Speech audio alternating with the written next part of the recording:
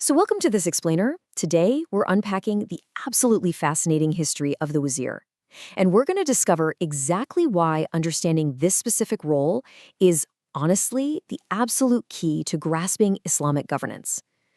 Whether you're studying history, political science, or you just love learning how massive empires actually function behind the scenes, let's dive in.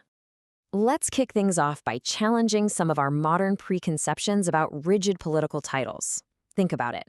What really matters when you're ruling a massive state? Is it just having a fancy nameplate on your desk, or is it the actual authority to get things done? Let's look past the official titles for a minute and dig into the gritty reality of political power. Part 1. The meaning of wazir and the root of the role. To really understand the wazir, we first have to look at the word itself, which fundamentally just means helper or assistant. Now, according to the great classical scholar al-Mawardi, the first possible derivation is wizr, meaning a heavy burden. Because, let's face it, governing an expanding state, that is way too heavy for one person to handle alone. The wazir steps in to physically and mentally carry that immense weight of statecraft, just so the ruler isn't completely crushed by it. Then there's the second derivation, which is wazar, or refuge. I love this one because it beautifully illustrates how a caliph actually relies on their chief minister for sound advice when things hit the fan. When rebellions spark or the economy crashes, the ruler takes refuge in the strategic mind and the calm judgment of their wazir. And the third derivation is azr, meaning the back, like how a body gets its strength from the spine.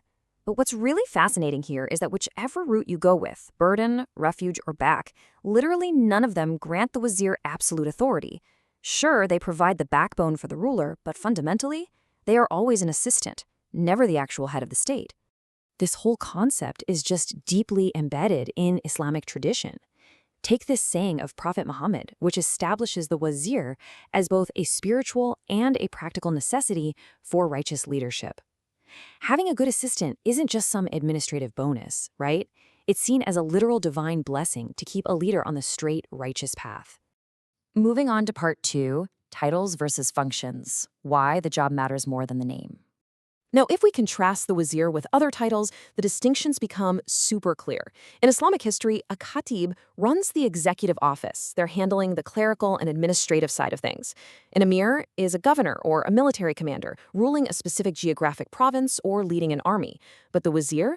The wazir acts as the general deputy to the caliph. What this proves is that the state organizes by actual jurisdiction, not just by rigid names. An emir has territorial power, a khatib has administrative power, but a wazir holds delegated advisory power. The legendary historian Ibn Khaldun actually noted a really fascinating phenomenon about this. He observed that when certain titles lost their prestige over time, dynasties would just invent new names.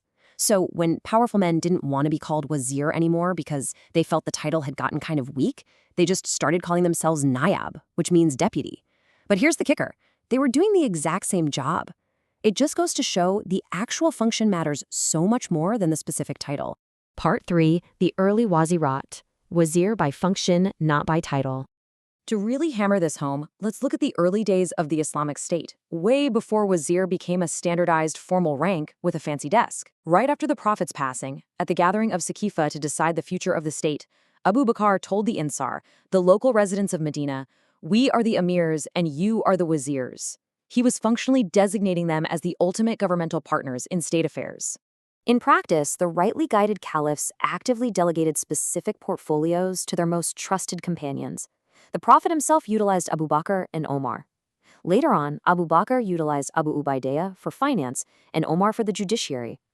They didn't walk around wearing a badge that said Minister of Finance or Minister of Justice, but they were absolutely functioning as wazirs with specific portfolios. There's this incredible historical anecdote that captures this dynamic perfectly. So, Caliph Abu Bakr granted a piece of swampy land to some influential men. But Umar, acting functionally as the wazir of the judiciary, specifically the judge of unjust acts, boldly took the official document, literally spat on it, and erased it. He argued that public land belonged to all Muslims and therefore required widespread consultation. And the amazing part, the caliph actually agreed and submitted to his wazir's judgment. That is the incredible power of function in action right there. Which brings us to part 4, evolution and ultimate power, the danger of general jurisdiction. So what happens when a wazir's function grows from just one portfolio to managing the entire empire? Well, al-Mawardi categorized this terrifying shift into two types. First, you have the Wazir al-Tanfid, the executive minister. They simply executed specific orders within a specific portfolio. Pretty safe and restricted. But then you have the Wazir al-Tafwid, the delegated assistant. This role had terrifyingly broad general jurisdiction and independent judgment. It was essentially a prime minister running everything. Over the centuries, we see a pretty dramatic evolution. Back in the 7th century, wazirs held specific portfolios. Fast forward to the 9th century under the Abbasids, and the wazir controlled both the military sword and the administrative pen. By the 10th century, we see a massive shift. Amirs and sultans, acting as wazirs with general jurisdiction, actually gained total control over the caliph. And by the time of the Ottomans in the 16th century, the Grand Vizier was the undisputed second-in-command, essentially running the entire imperial council. So, the absolutely crucial point is this. Giving a minister unrestricted delegated authority, that Wazir al-Tafwid role, historically led to the caliph becoming a mere figurehead. Non-Arab rulers, like the Buyid emirs and the Seljuk sultans, utilized this general jurisdiction to effectively run the state, leaving the caliph with only nominal spiritual authority. Once again, the actual function completely overpowered the top title. And we actually see the catastrophic danger of an unchecked wazir even earlier than that. During the caliphate of Uthman, his secretary and wazir, Marwan, had immense delegated power. When Egyptian rebels came to complain, Uthman agreed to their terms. But on their way home, the rebels intercepted a rider with a letter bearing the caliph's seal, ordering their execution. Uthman swore he didn't write it, but the handwriting? It perfectly matched his wazir, Marwan. Because Marwan held such immense functional power over administration, this unchecked abuse sparked a rebellion that tragically resulted in Uthman's assassination. It literally changed Islamic history forever. And that really brings us back to the present day. We've seen how a wazir differs from other officials like the emir or the khatib, not by their title, but by the true scope of their function. Which leaves us with this final, vital question.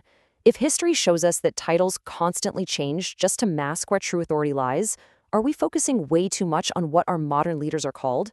Next time you look at a government structure, look past the title. Examine the function, because at the end of the day, that is where the real power always resides.